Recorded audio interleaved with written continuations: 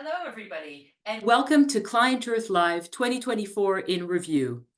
My name is Maria-Krystyna Duval, and I'm dialing in from London. I'm ClientEarth's Chief Programs and Impact Officer, and I'm really excited to be your host this afternoon for this 2024 Year in Review. Now, before we dive into any talk of substance and content, I just want to give a few indications as to housekeeping. First of all, I want you to know that this webinar is being recorded. Second of all, if you have any technical issues, please use the chat function at the bottom of the screen. And finally, there will be some time at the end of today's sessions for questions and answers from our panelists. So please feel free to put your questions and answers in the questions and answers box, which is at the bottom of your screen to the right of the screen. And I will do my best to ask our panelists to answer them. I want to thank you all for being here today and for taking time out of your busy lives to hear about the work that we've been doing in 2024 at ClientEarth, as well as some of our reflections about what might be happening next year. First, onto the virtual stage, I'm absolutely delighted to invite our CEO, Laura Clarke, who will be sharing some of her reflections on the year in review and on the year ahead. Welcome to you, Laura.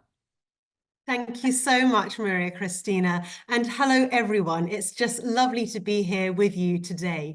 I'm delighted that we've had more than 800 people register for this session, all keen to hear from our brilliant experts about our work at ClientEarth. And I think as we approach the end of the year, it's a great chance to really reflect on and celebrate the impact that we've had to date, but also to look ahead to all that we will achieve next year at what is now, of course, the midway point in this critical decade.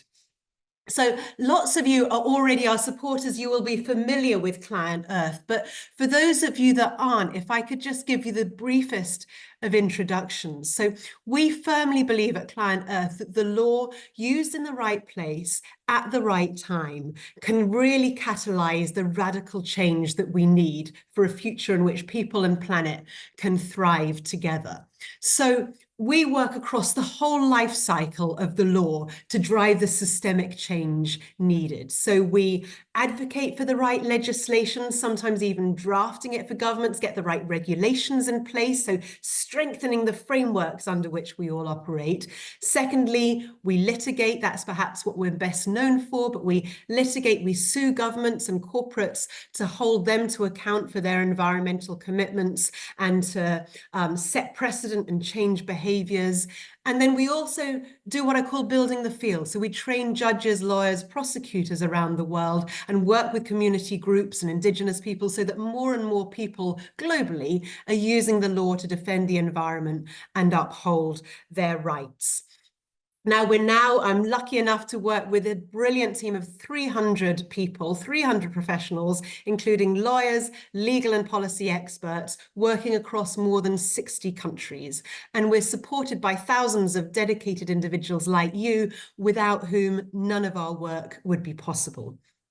And we're all of us, whether working at ClientEarth or supporting organizations like ClientEarth, I think, driven by the same thing right now, right? We're driven by the urgent need to address the existential challenges of climate change, biodiversity loss, pollution, and by that need to protect the planet for our children and our children's children.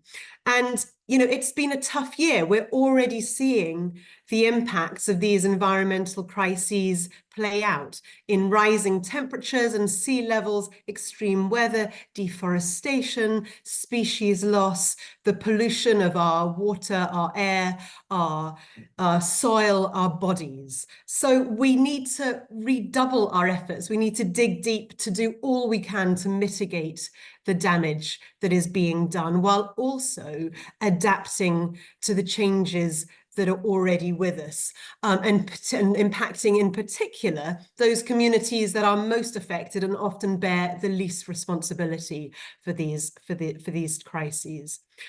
And that's all, of course, in the context of a challenging year of elections and an unusually difficult geopolitics. So the stakes for climate and environmental action have never been higher. And as I say to my team, our work has never been more important. And it's because of your support that we've been able to work on 215 live cases, 140 new cases launched, 23 cases being prepared for launch, and another 52 being scoped, thinking about how do we best effect the change we need. And if I could just give you a quick snapshot of some of the successes we've had. A huge gas project near Venice has just been cancelled after a major judgment against the Italian government, hailed as a crucial win in the ongoing fight to protect marine biodiversity, restore nature, and combat climate change. That was a case that we brought with partners.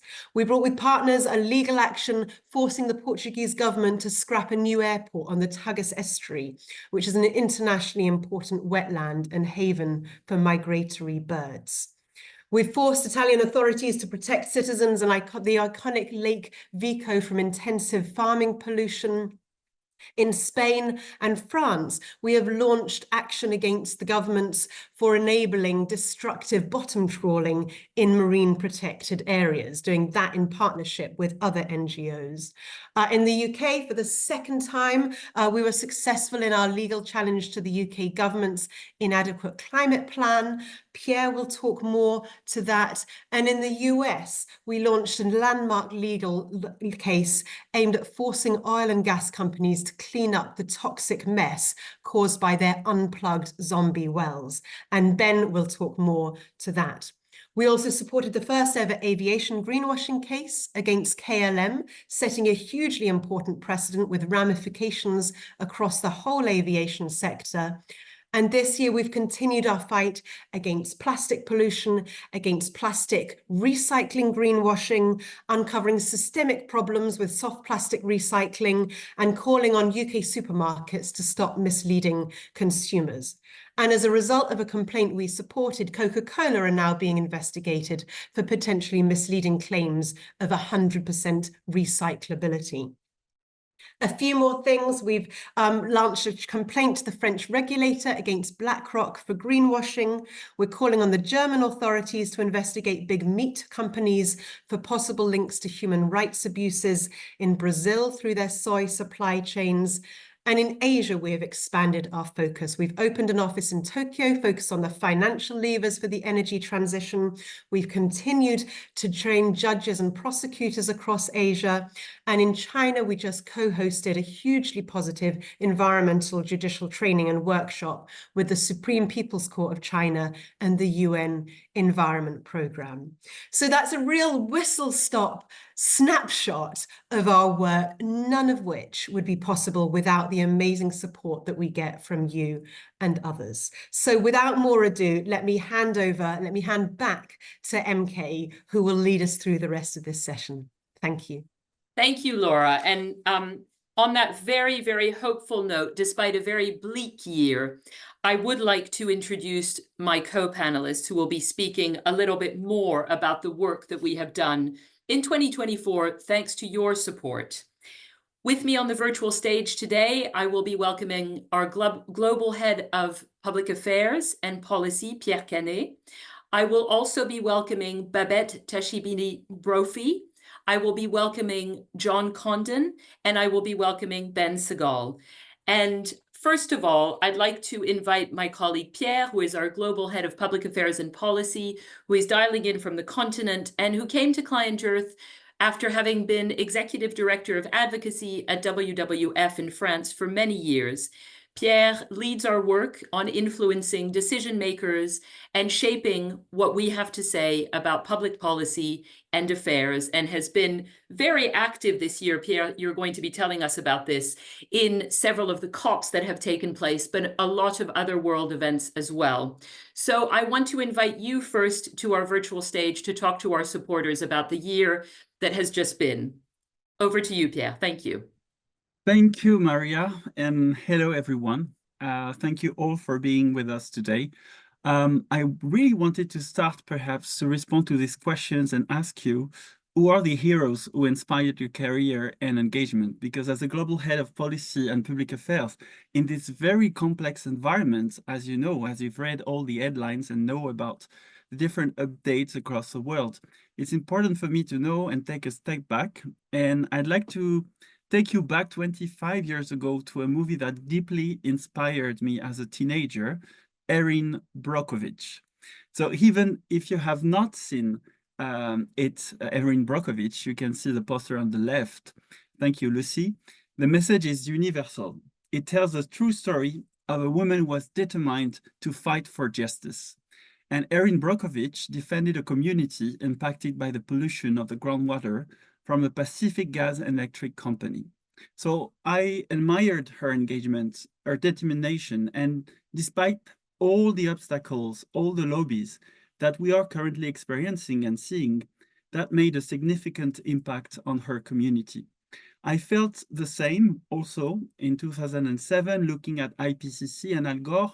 And so step by step, as I discovered as well these reports and heard there was a Nobel Prize that was as well given to the IPCC and Al Gore in 2007, I realized shortly after with the Copenhagen Summit, so the COP15, how difficult it would be at the political level.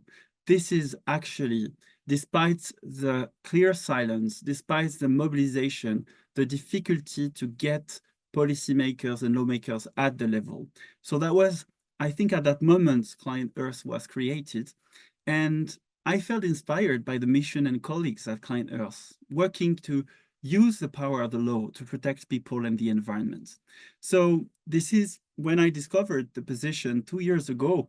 I felt about all this journey in the past 15 years, understanding what I could do with colleagues as a global head of public affairs and policy, looking at the science, the policies and politics, the justice and the rule of law.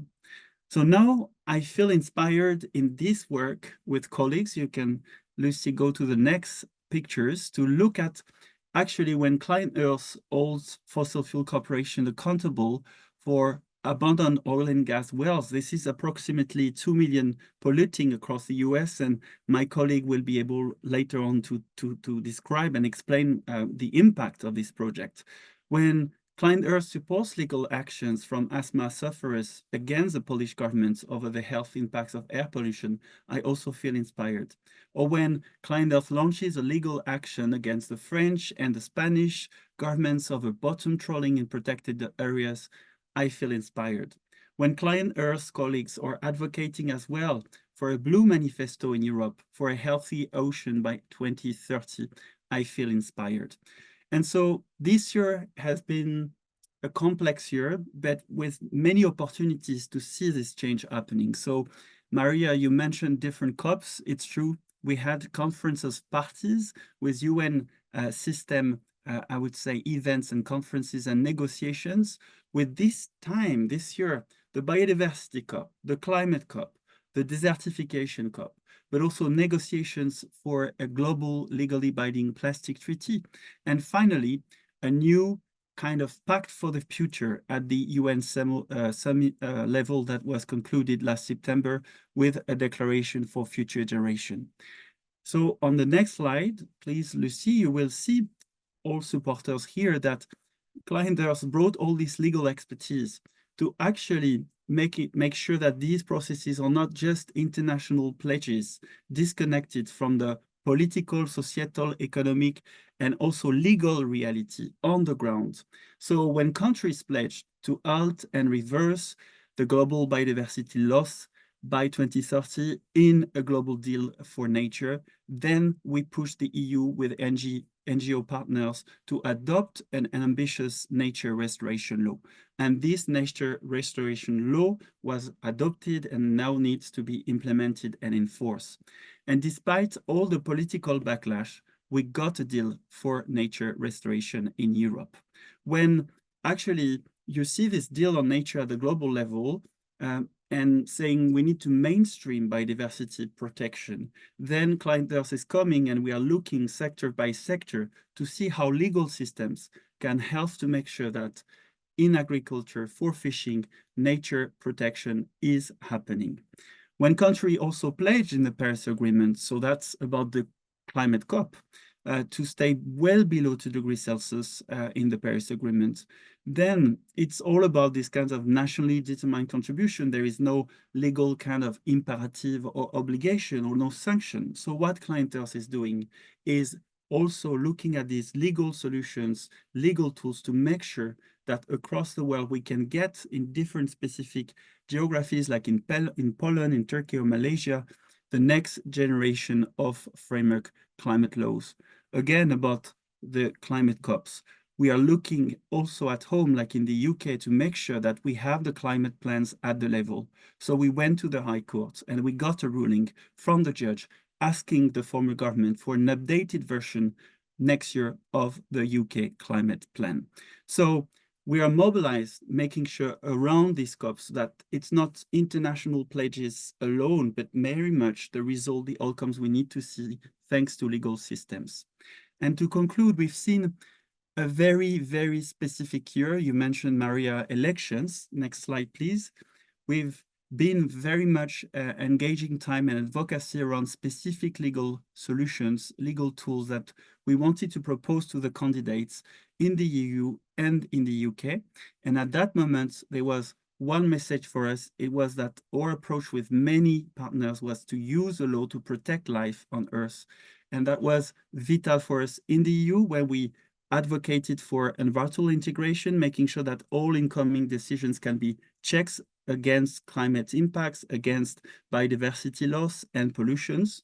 In the UK, we also celebrated the victory in the High Court to advocate before the elections for a new climate plan that is at the label and relying on current solutions for climate action in the UK. So this year, you've seen in the headlines, in the articles, it's a very difficult and tricky political context, but I'm here also to bring you a little bit of hope, because we think that despite this complexity, with the legal solutions like the Erin Brockovich used to do, we can make sure that to take companies and governments to account and even better strengthen legal systems to protect people and the environment. Thank you so much, Pierre, for that message of hope, describing the activities that you and your team carried out this year. And I just want to remind everybody who's listening in today that if you have questions, for instance, for Pierre, you can post them in the Q&A chat. Now, it's very important for international agreements to be first agreed upon by parties, as well as enforced and implemented at the national level. But I want us to take a look at what this means at the local level for many communities around the world. And I now want to invite my colleague Babette Tachibana-Brophy onto the stage so that she can talk about ClientEarth's work in Africa and in Asia, specifically in Indonesia, with our partners, because a lot of these regulations and directives that are adopted, for instance, in the EU, have a direct impact on these communities. Babette arrived at ClientEarth in 2020. She has a master's in conservation leadership, and she has a deep experience of working in West Africa as well as Namibia and her native Australia before joining ClientEarth in the area of conservation and nature protection. So Babette, I want to invite you to tell us a little bit about the highlights of 2024 in your work in Africa as well as Indonesia. Great, thank you, Maria-Krystyna. I will also start similar to Pierre in kind of mentioning my link and connection to the environment and what prompted me to go into environmental law.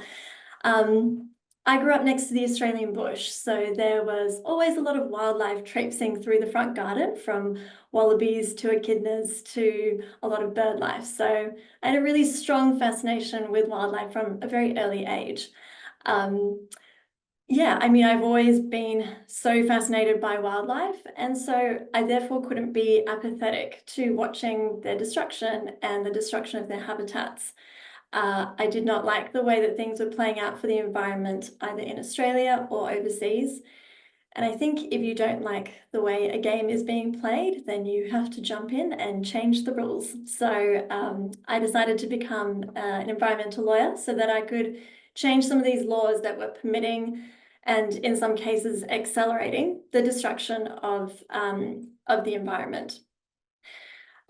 So in terms of our work, it's been a very busy year for our team. So our team basically uses the power of the law to improve the protection and governance of forests in Western Central Africa and Southeast Asia, in particular Indonesia.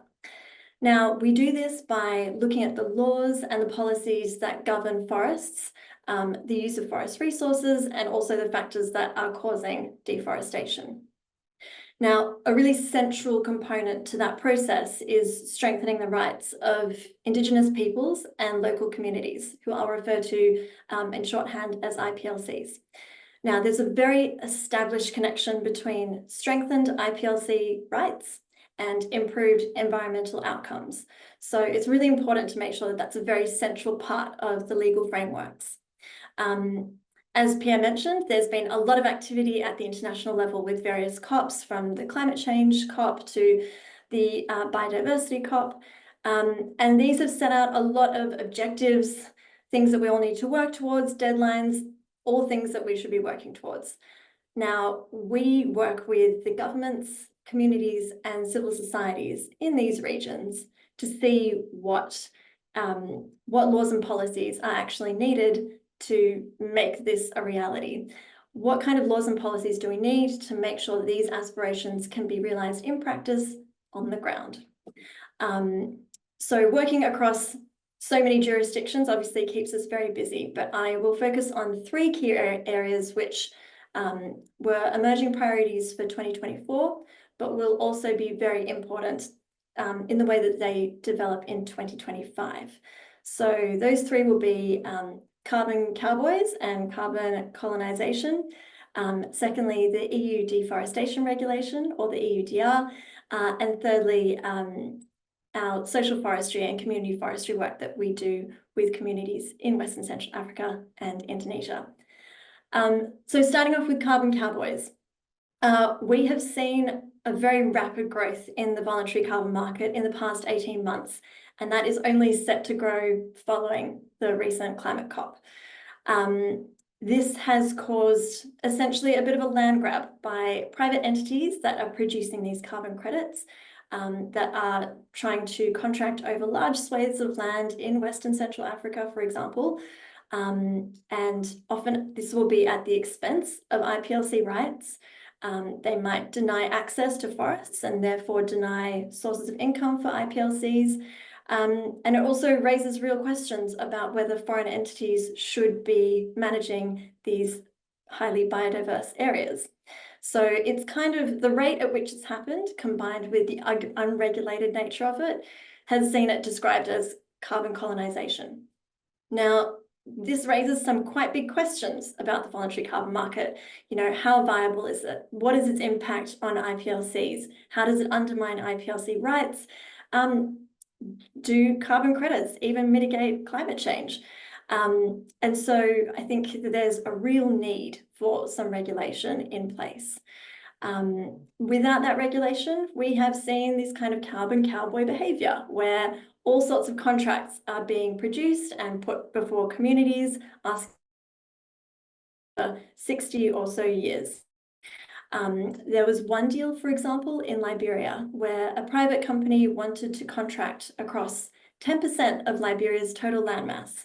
Now, this 10% included protected areas, it included community forests, and if it had been signed, it would have extinguished IPLC land rights, again, would have locked communities out of their forests, so depriving them of important sources of income, nutrition, cultural sites as well.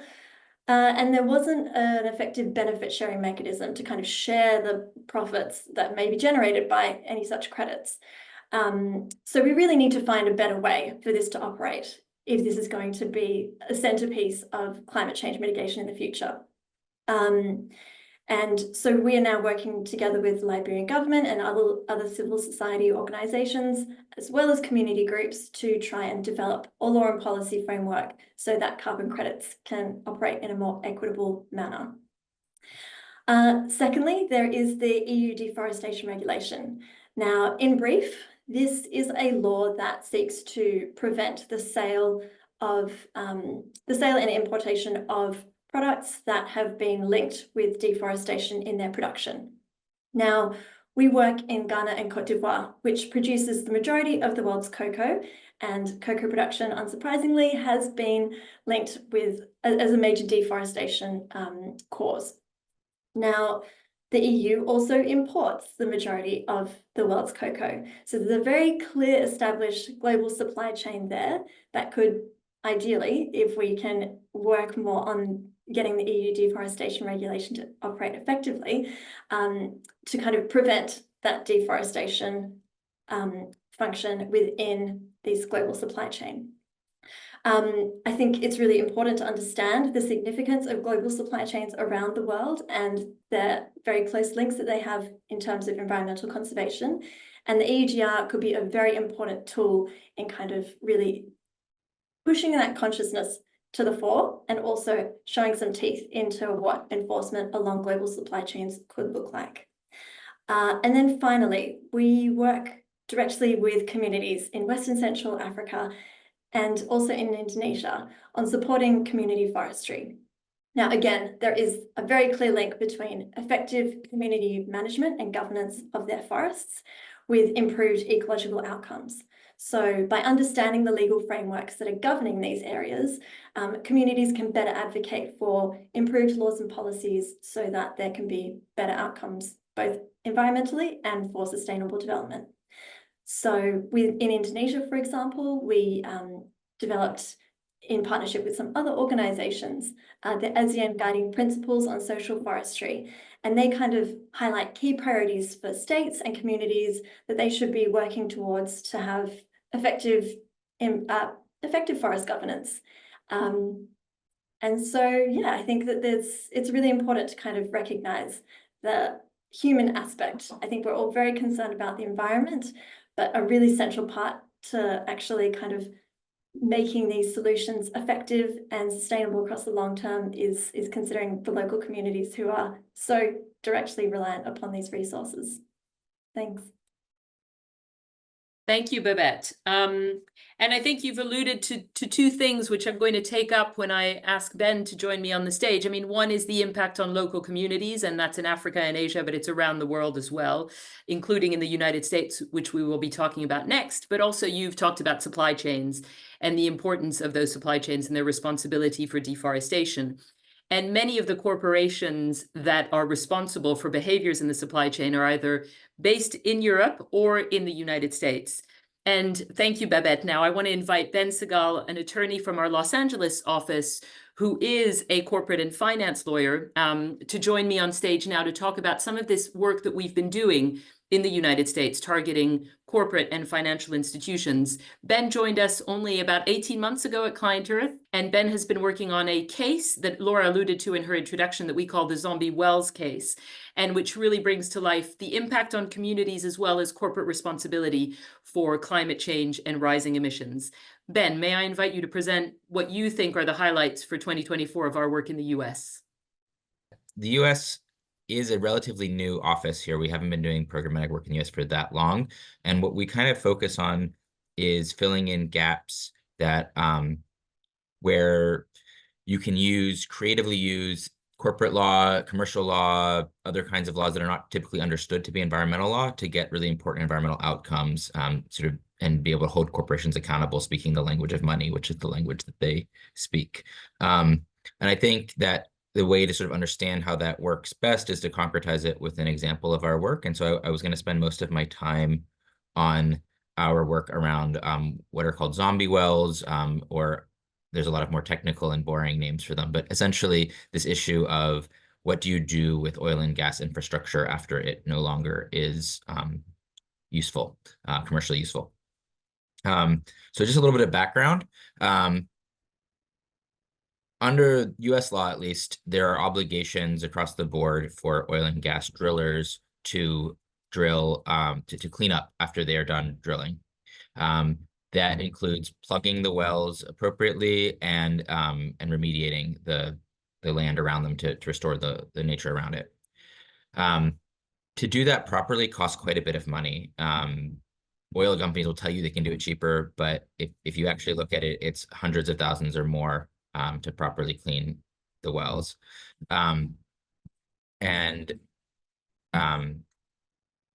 hold on I'm sorry, 1 second. Okay, I'm sorry.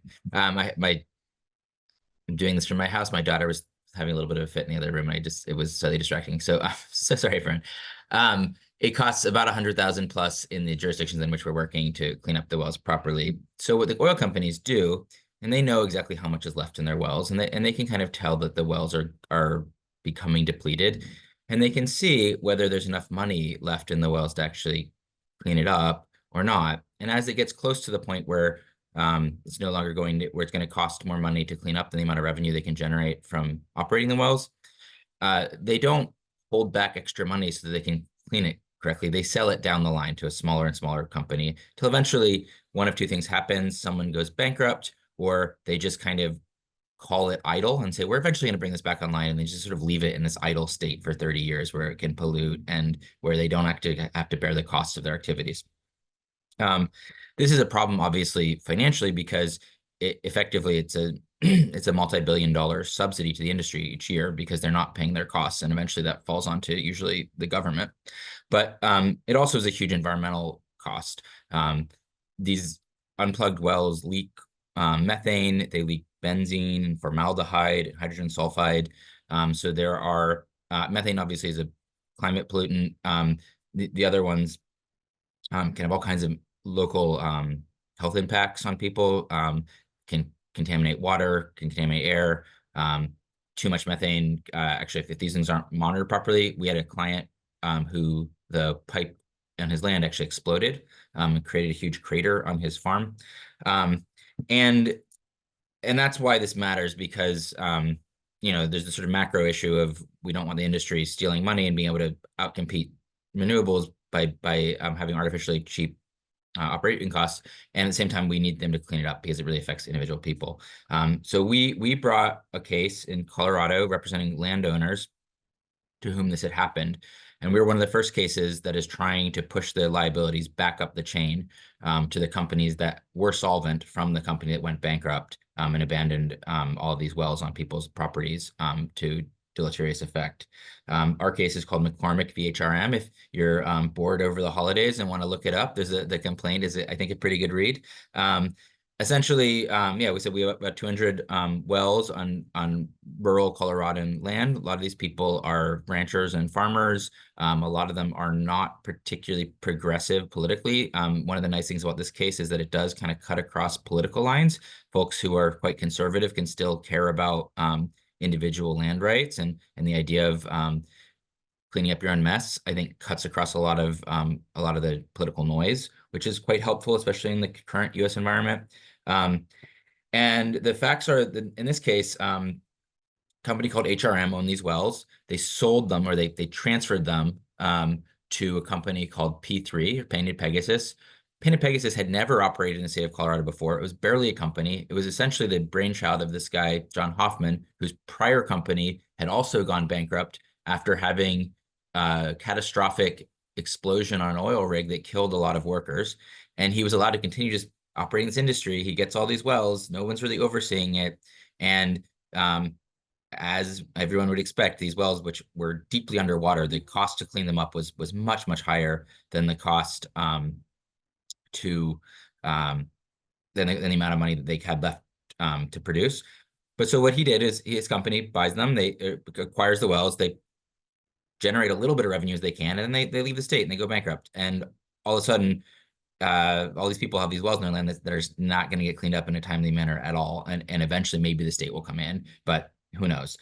So we said essentially this was a fraud, and that the transfer itself was fraudulent, and that the parties conspired to leave these trespassing wells on the people's land. That case is currently in litigation. We are waiting on some important decisions at the motion to dismiss stage from the court. I will just close by saying that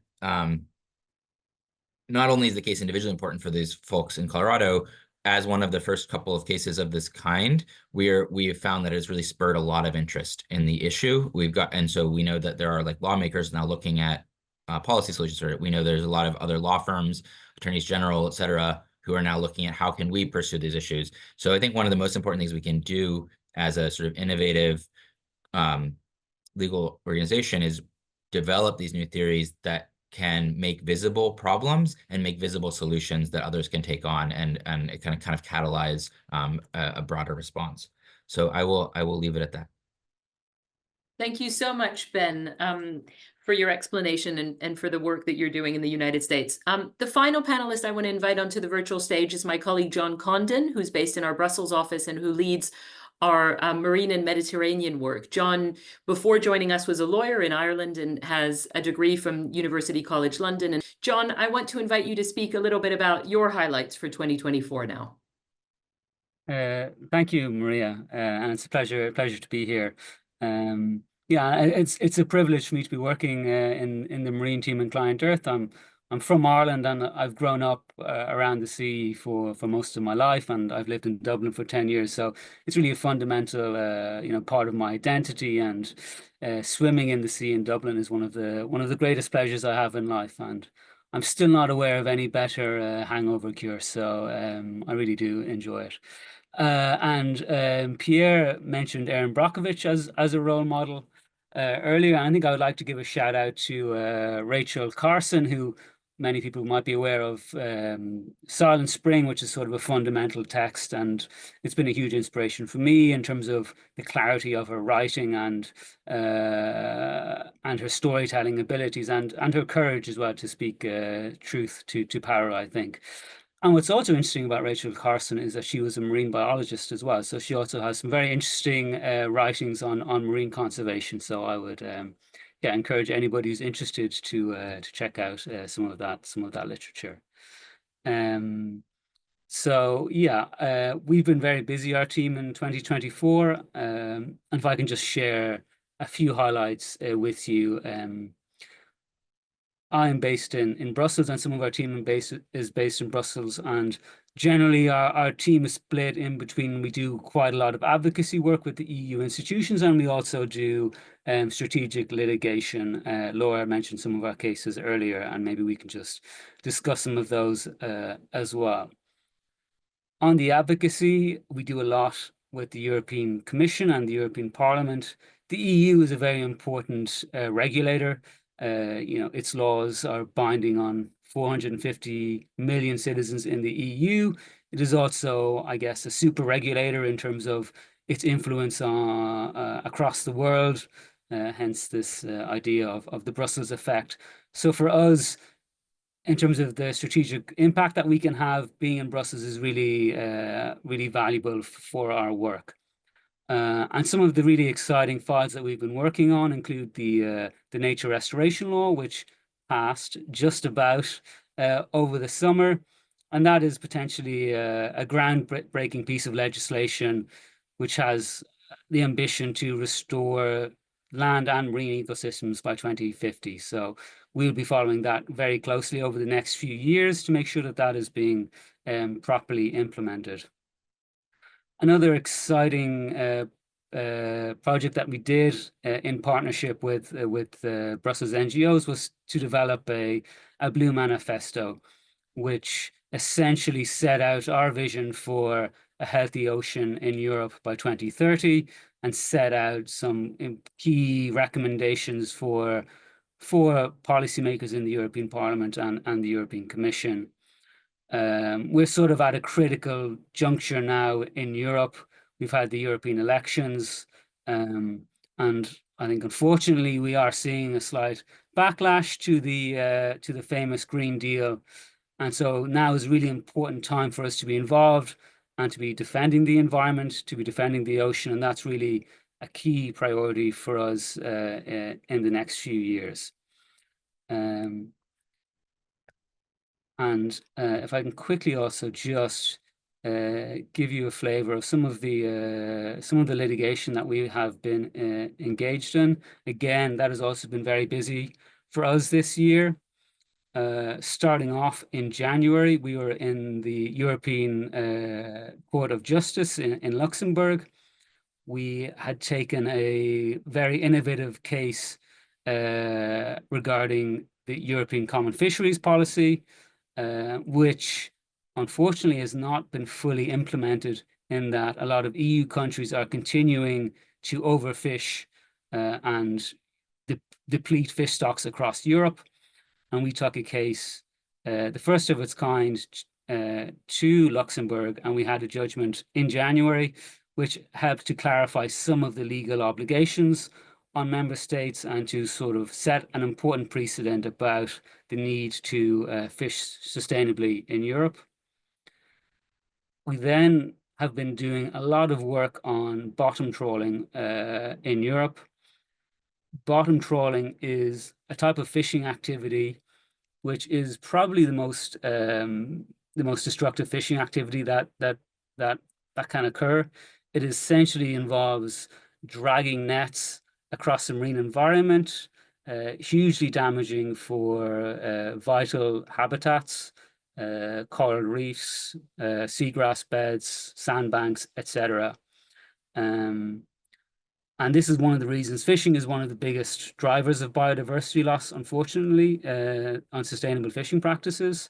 And we have a vision of moving towards a low impact sustainable fishing that benefits both fishing communities and the environment. So for us, these are sort of twin inextricable objectives. And bottom trawling is also hugely culpable in terms of carbon emissions, because the weight of the net on the floor requires huge amounts of fuel to power the vessels. So really, it's a very unsustainable fishing practice, and it has also, even worse, been happening a lot in marine protected areas, which sounds like a fundamental contradiction if we're describing these areas of being protected. So we are saying that this activity absolutely should not be happening in those areas. And we've been taking cases in Spain and France, and we are looking at some more countries as well to take that forward into 2025.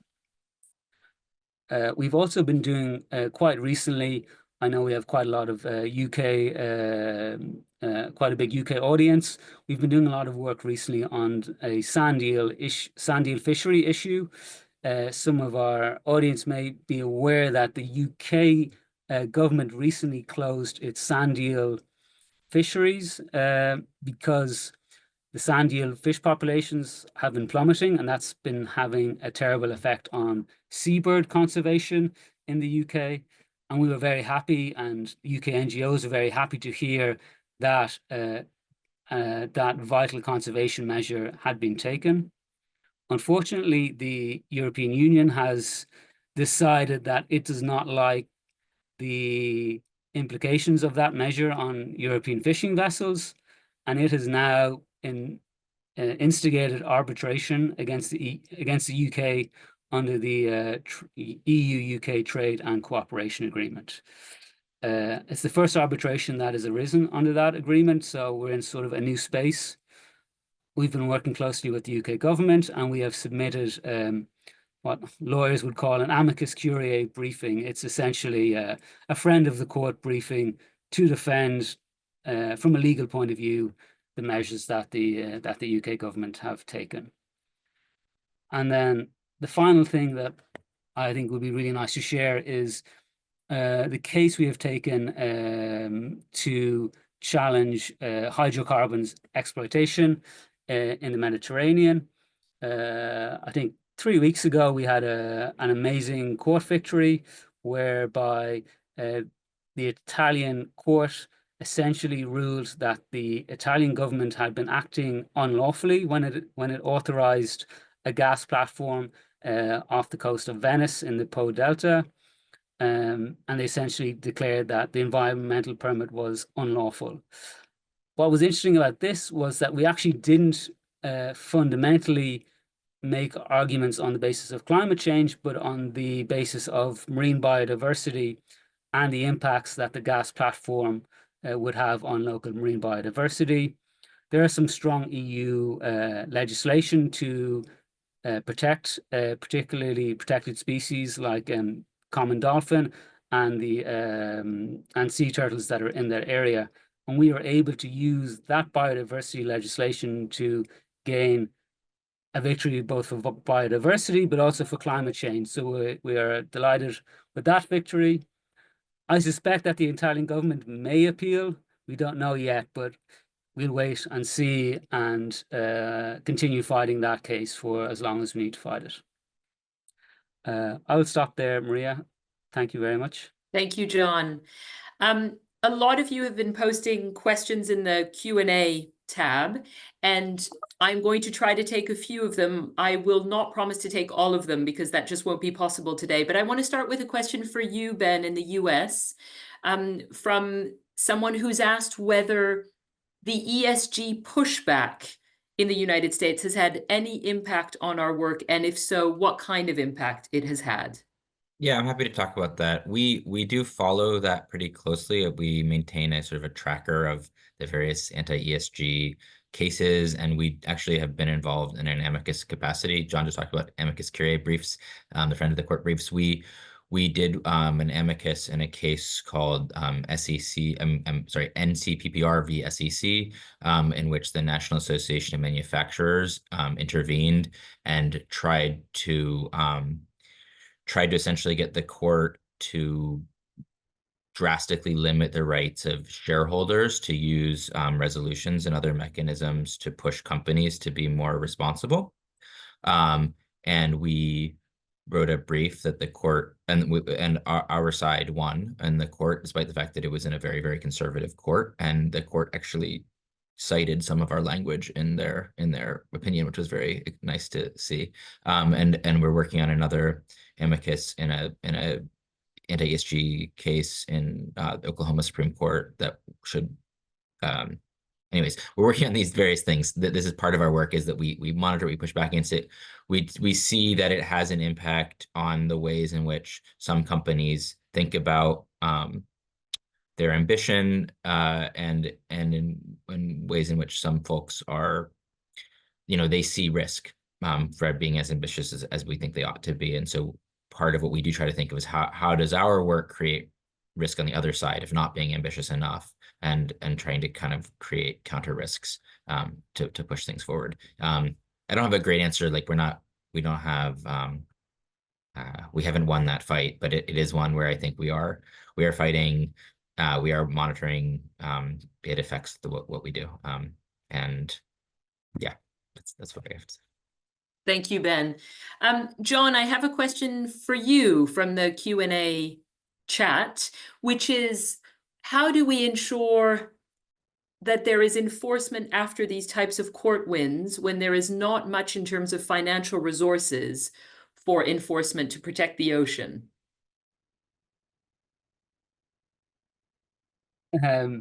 Yeah, so that's a very good question. You can get a court to say that a national government is in breach of the law, and the government may not actually listen to the court judgment. And so that's a very tricky situation for us to deal with. Usually it involves us. It depends a lot on which country we're talking about as well. I think probably respect of judicial decisions varies quite a lot. In Europe, where we do a lot of litigation, we will always monitor enforcement. And if we see that there is no proper enforcement, a lot of the time what we would consider doing is taking up the matter with the European Commission, because remember, in the European Commission is the guardian of the European treaties, and it has got quite sweeping powers to make sure that laws are complied. And they can do things like levy penalties and fines on national governments. I think the UK is maybe slightly more complicated now that it's not in the EU any longer. There is the Office for Environmental Protection, probably doesn't have the same powers that the European Commission has. So I think that might, that is essentially potentially a challenge for the UK going forward. How do we make sure that laws are being properly enforced? Thank you, John. And so we've talked a lot about 2024, and I wanted to ask each of my co-panelists, or my panelists rather, what you are excited about for 2025. And I want to start with you, Pierre, if that's okay. What are you looking forward to in 2025, and what do you have hope for? As I shared, it's a complex political context. So what I'm hopeful for is all the legal actions we launch to make sure that current governments are held to account, and the way we design as well these cases to make sure that it's actually showing the way across the world. I'm also thinking about the COP30 next year in Brazil. We have from President Lula and the administration an ambition for this COP30. And so it will be an important year for different countries to present their new climate pledges. And so I think it's going to be an opportunity for us to use the legal frameworks and also strengthen with new framework climate laws at the local level, national level as well, these legal solutions, I would say, for climate ambition and climate action. Thank you, Pierre. Babette, can I hand over to you for what you're excited about? Yeah, thanks, Maria. I think following the climate COP and the announcements around the carbon market there are some promising indications about potentially more rigorous regulation. I think another thing that will be really important for next year will be more foregrounding of IPLCs in the kind of nature strategy that countries, the international community and communities will be taking. I think that there's finally a recognition of the role that IPLCs can play in that process. So I'm hopeful that that will be reflected in law and policy as well. And I think also with continued rollout of the global biodiversity framework, we're coming up to a very, halfway point almost with, big targets like 30 by 30 coming up as well. So I'm hoping that, this year's advances will be reflected in a lot of excitement and forward momentum next year too. Thank you, Babette. Ben, how about you? Yeah, I'm excited in the US for continuing to sort of develop the work that our office is doing and to continue to grow. We have a bunch of pretty exciting cases that are in the pipeline that I can't talk about quite yet publicly, but I am really, I would just say watch this space because we have some interesting litigation coming up in the next year that I think should be able to have a good impact. I'm also watching with great anticipation and less hope the sort of political situation here and the change of administration, and a lot of our work next year is going to be about trying to figure out how we can continue to move forward using the law, using the courts, using subnational jurisdictions to continue to make progress despite the fact that we have some headwinds at the executive level. Thank you, Ben. And finally, you, John. What is exciting for you in 2025? Lots of exciting things. But I think one thing in particular that we're thinking a lot about is how can we better connect the dots between marine ecosystem protection and also supporting local fishing communities. Fundamentally, we're striving, for the same objective because, fishers need healthy oceans, and healthy oceans are obviously, that's what we're all about in our team. I think we're sort of trying to figure out ways of, bringing nature conservation and bringing people along with marine conservation. And a part of that is sort of thinking about, well, can we make sure that more public money is being given towards small scale, low impact fishing? Can we make sure that fishing quotas are more fairly distributed towards small scale fishers? At the moment, it's big industrial fishing fleets. They capture all of the quota.